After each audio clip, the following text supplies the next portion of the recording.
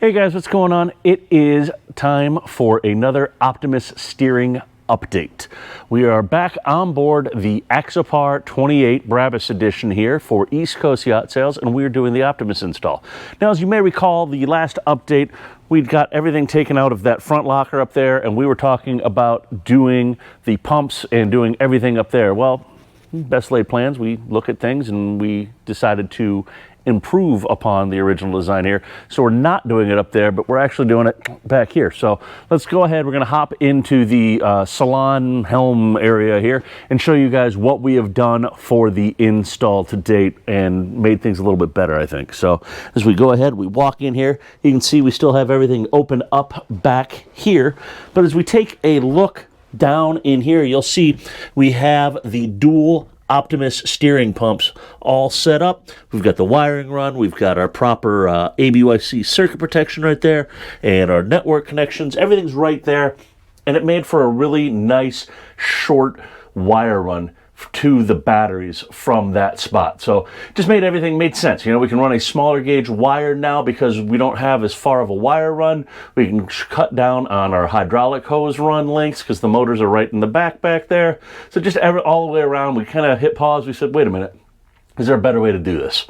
And the team pulled together and said, yes, there is. And that's what we came up with. So we've got the new steering cylinders. Those are going to be getting installed back there on those Mercs here shortly. So those are taken care of. And while that was going on, we're waiting to get that taken care of, rather. If we take a look over here, you're going to see we have our color CAN track display. That's the Optimus display. It's going to give us our engine data and kind of let us know what's going on. As you remember from the last video, if you guys saw it, we've got our joystick installed over here. Originally, if you'll recall, there was a heating vent right there.